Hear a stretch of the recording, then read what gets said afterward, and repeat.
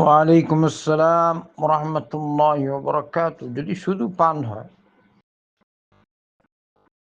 কারণ শুনেছি শুধু পানে নাকি আবার উপকারও আছে। তো যদি শুধু পান হয় বাধা নেই।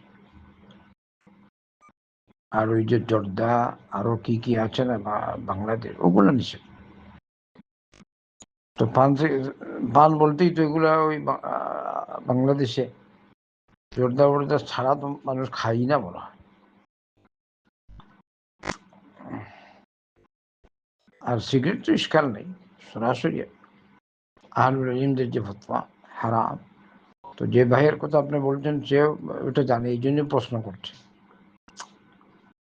এটা হলো তার ইমানি দুর্বলতা।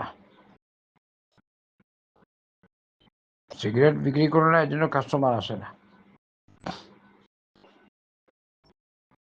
আপনি ব্যবসা ধরে রাখেন, রবের কাছে বলেন, আল্লাহর কাছে বলেন। হয়তো মনে হতে পারে যে সিগারেট না থাকার কারণে যখন মানুষ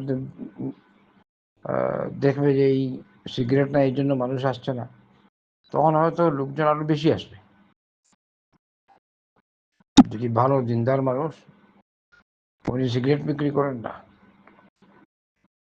পান তো বাংলাদেশ বেশি মানুষ খায়, উনি এইগুলা বিক্রি করে না, উনি শুধু এটি। যেমন হতে পারে আল্লাহ বরকত দিবে এর মধ্যে, অবশ্য একটু ধৈর্য ধারণের দরকার। বাকি সিগারেট বিক্রি করবেন, এটা তো জায়েজ হয় না। এছাড়া সিগারেটের কাজে সহযোগিতা করা, আপনি বলছেন এতে যা ইনকাম তা এমনি সদকা বা এমনি দিয়ে দিবেন, না, খবরদার, এর দরকার নেই। হারাম কাজে আপনি সহযোগিতা করবেন না।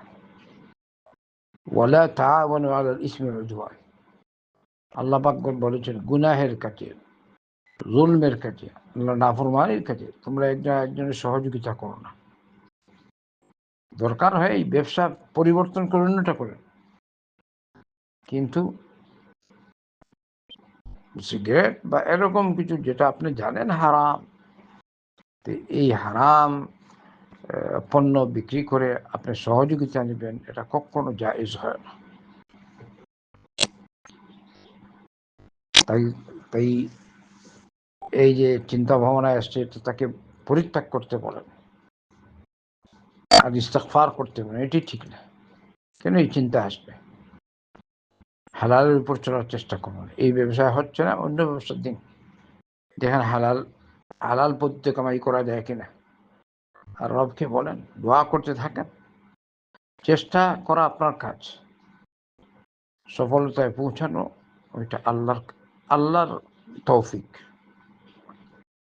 আল্লাহর পক্ষ থেকে তৌফিক না হলে আপনারা পারবেন না।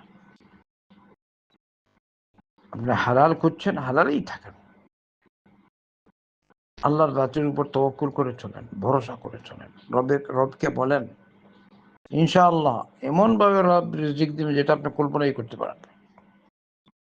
বারাকাল্লাহু ফিক। আল্লাহুম্মা সাল্লি আলা নাবিয়িনা